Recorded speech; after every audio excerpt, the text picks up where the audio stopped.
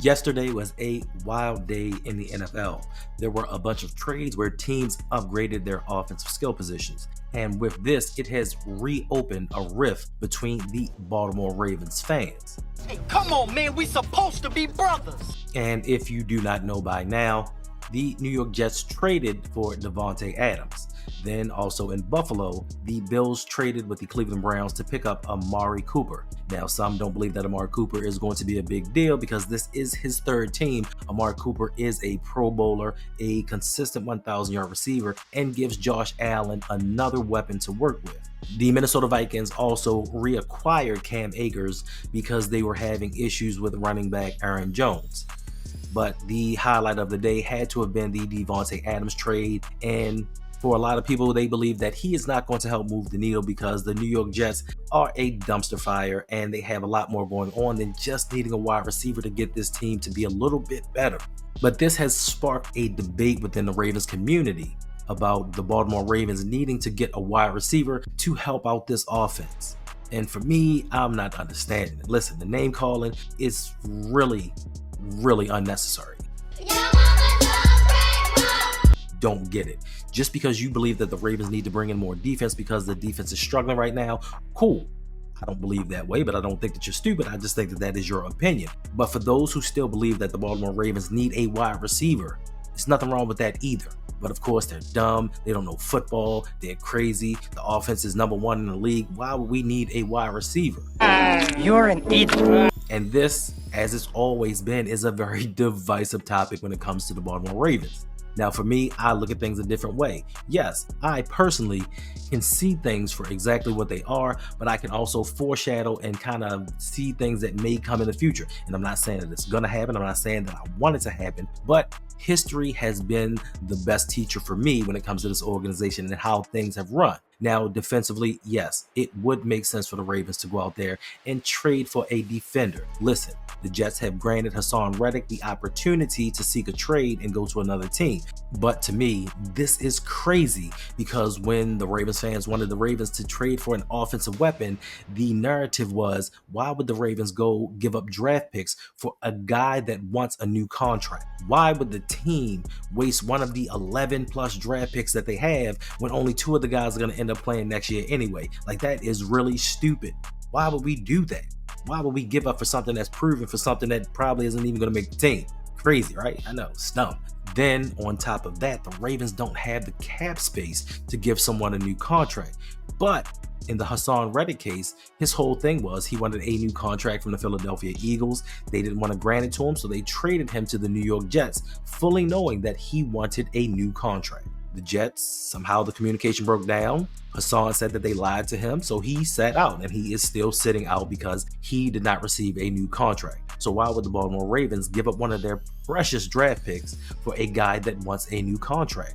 Or why would the Ravens give up a draft pick for a one-year rental? Now, when it comes to offense, these are always the reasons why we can't go get somebody. Or we don't want to give up the picks. We don't need a short-term rental. We don't have the money for it. But when it comes to a defender, it's crickets. Nobody knows why.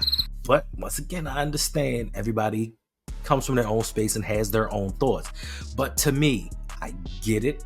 Number one offense in NFL, Lamar has taken another step. But what happens to this team each and every season? So what happened in 2019? The Baltimore Ravens had one of the top offenses in the league. And come playoff time, what happened? 2023, Baltimore Ravens once again, top 5 offense. We get to that Kansas City game, and what happens? This is a recurring thing with the Ravens that each and every year during the regular season, we have certain issues or we look pretty strong in one area and then we get to the playoffs and we flip the script. Now, this year it could be different because we do have Derrick Henry on the roster. So I do expect for things to be totally different. I don't expect for the team to run as little as they have in the playoff losses over the last 6 seasons. But the Ravens may also need another weapon. And that's not saying that Zay's not getting it done, and that's not taking anything away from Bateman. But looking around the league, especially in this year, teams are getting thrashed by injuries. Like, it seems like each and every week somebody else is going down, and I'm not wishing injury on anyone, not would, but you never know. Why is it that the Ravens can never have enough on offense? Why can't they have a surplus? What is the problem with having more than enough, just in case? And I understand right now the Ravens are thriving, they're rolling, but come playoff time, let's hope that this continues. And for those of you that want defense, I get it. They're not looking the way that they're supposed to look. But for me personally, throughout the years, this has been a repeated pattern every season. Defense locks teams down. We go defense, we go more defense. We can't score in the postseason. We go more defense. We get into the draft. We go more defense. Well, you know what? We didn't draft well. We go to free agency. We get more defense.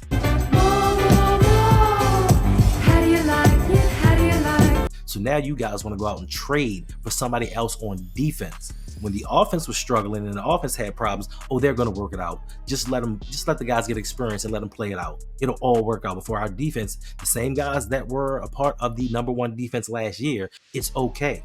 But what I'm not understanding is, why are we bringing in more guys when we have 2 first-round corners, 3rd-round corner, a 1st-round safety, a 3rd-round safety, a 1st-round linebacker, a 3rd-round linebacker, 2 3rd-round defensive tackles.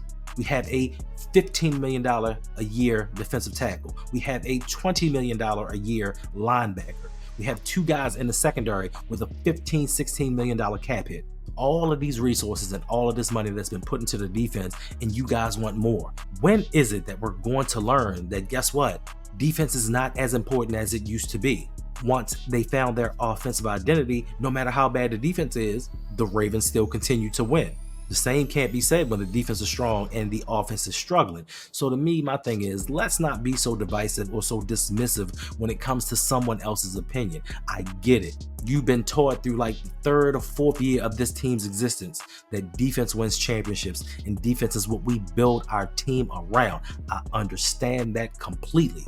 But in today's NFL, it doesn't work the way that it used to be. The rules have changed. The rules are geared towards the offensive players to make plays. The rules are geared toward teams scoring points. So why not get with the times and do everything possible that you can to get your team to that position?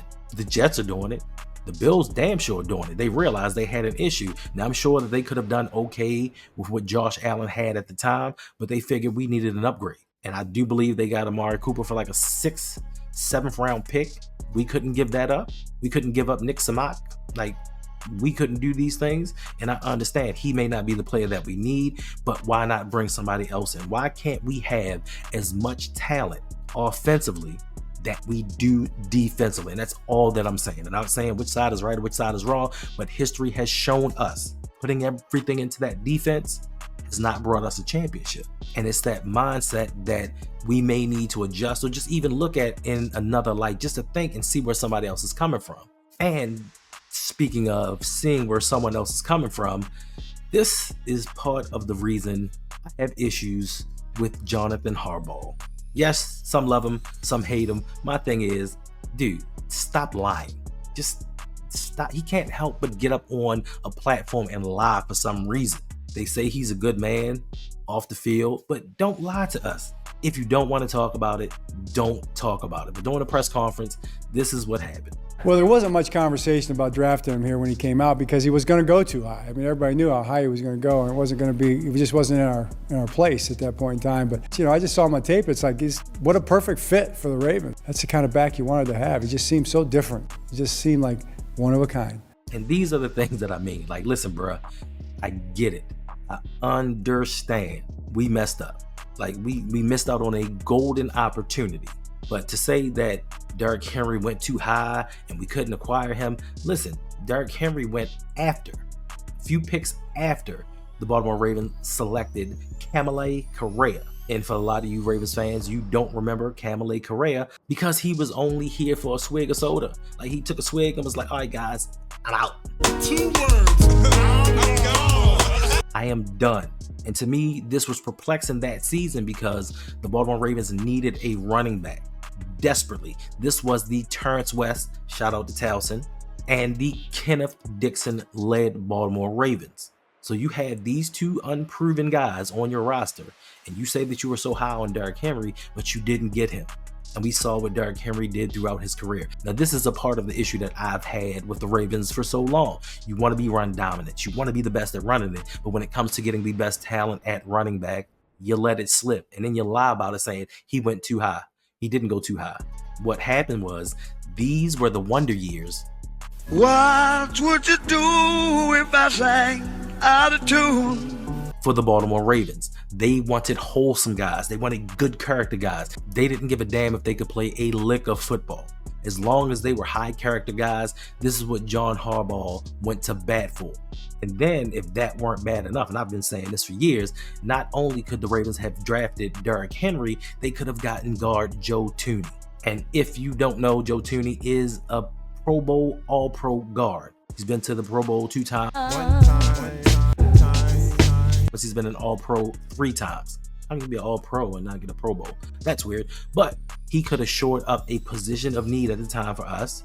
Derrick Henry damn sure could have shored up that position of need. But instead, the Ravens went with Kamale Correa. And in the third round, instead of getting Thuney, they got Bronson Kaufusi, who was even worse than Kamale Correa. At least Correa played 25 games with us. He had a forced fumble, 2 passes defended, and tallied 19 tackles in 25 total games. 25 total games, 19 tackles for a second round pick. But he was good character though. Like, he was a good guy. Just couldn't play a damn down of football. And then with Bronson Kaufusi, that made things even worse for me. A third round pick who played a whopping 3 games. 3 games, third round pick for the Ravens, and had a total of 5 tackles. Now, I understand that just things happen and you miss out on draft picks, and I understand that. But when it comes to a position of need and you just overlook it because you were on something else at the time, cool, I get it. You felt certain way, you wanted certain people, I ain't even mad at that. But my thing is, when it comes back around to it, don't lie. You get up on stage and talk about how you wanted and you were the cheerleader for Ben Cleveland being on special teams. Come on, bruh. Like, bruh. Just like you were in on drafting Puka Nacua, but you just didn't want to do it. Like, my thing is, John, stop with the lies. Stop. Just say we missed out on a golden opportunity. It is what it is, and move on. It's no need to make up these stories. But the most important thing is we have Derrick Henry right now, and hopefully this is going to get us to where we have not been since 2012. That is the biggest picture. I just think that we could have been here a lot sooner had certain things been done, had certain decisions been made, but you just never know. So all we can do is live in the here and now. And the only thing that I'm asking is respect other people's opinions. Don't tell them that they're stupid. Don't tell them that their opinion is dumb and they are crazy. Or, because back in the day when they said the offense struggled and we needed pieces for the offense, you guys still said more defense. So all I'm just asking is just respect people's opinions. Don't come out with the you don't know football or a real football fan. Because in my opinion, people that say that are insecure about their knowledge about football. Because if you know what you know and you are steadfast in it, you're just going to say your opinion. You're just going to tell people what you think. Or if you disagree, you won't listen. I don't believe that. Blase, blase. When the East is in the house. Oh my God. But the fandom police must try to degrade people to prove a point. And my only point is that which we have been doing in the past has not been working up until the present.